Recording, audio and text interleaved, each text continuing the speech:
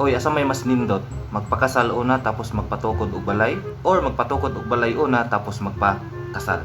Kana ang sulod sa tong vlog karong adlaw. Diretso na ta, di na magdugay. Let's go. Karon unahon nato ning gitawag nga magpatukod una og balay tapos magpakasal. Kana siya na advantage o disadvantage. Atong unahon ng advantage. Number 1, kung ikaw magpatukod og balay tapos magpakasal dayon is okay kaayo nga naman na may balay nga natukod na nagitawag nga ready for occupancy.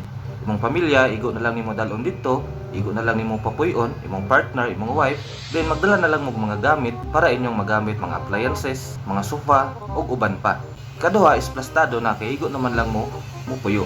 Kana siya lipay pud kaayo mo hang Paris. Kay dili na ka siya mo import no kay na may balay imo na mo siyang gipa tukuran. Ang ending ana malipay jud ang Paris nimo. Pero before ta magpadayon no kini siya is kaugalingon ako nga opinion no based sa atong mga experience. Iba pug ko nga kamo na pud mo ilain-lain na mga opinion.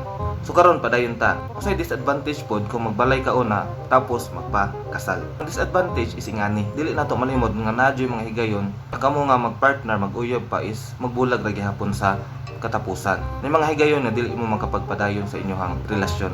So kung karon nagpatukod na kagsugod sa imong balay, so nay chance na posibilidad nga mawad-an ka gana sa pagpadayon. So kini siya kung mawad-an ka gana sa pagpadayon, imo ni siyang undangan ug maabtan ka sa gitawag nga pagtaas sa presyo sa mga materyales sama sa kabilya, simento, kahoy ug uban pa. So kana siya nahitabo pud na siya sa uban no nga tinuod jud nga kung magbulag is mawad-an og gana. Pero bisag ana nawad-an ka gana sa pagpadayon is nagyapon gitawag nga motivation no ma-motivate gihapon ka na along the way.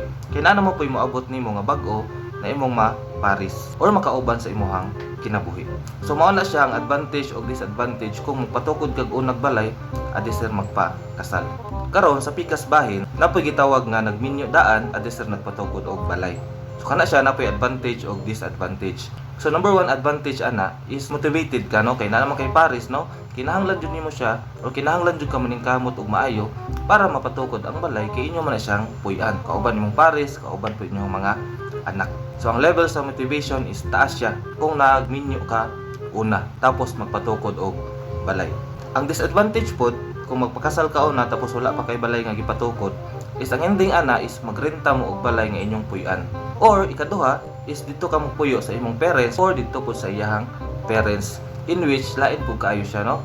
Dili siya maayo kay wala na may gitawag nga privacy. Mao tong ending magrenta na lang mo og balay. O kana kung magrenta mo is at the end of the day no kung mahawa na mo sa inyong girintahan is ang balay or property na inyong girintahan is dili gihapon inyohan. So nara jud sa duha inyong ending ana no. Kay di man pwede nga di mo puyo kinahanglan man jud ang balay labi na sa inyong duha nga minyo na plus na pa jud may mga anak. So mao toy disadvantage, possible mag-rent mo or mupuyo mo dito sa inyong parents. So kung balikon kana siya is opinion ra nako no. Kahibaw ko kamo pod na pod moy kaugalingon nga opinion. So ang pangutana karon no, para sa inyo asa may mas nindot? Magpakasal una tapos magtukod og balay or magtukod sa balay adi sir magpakasal.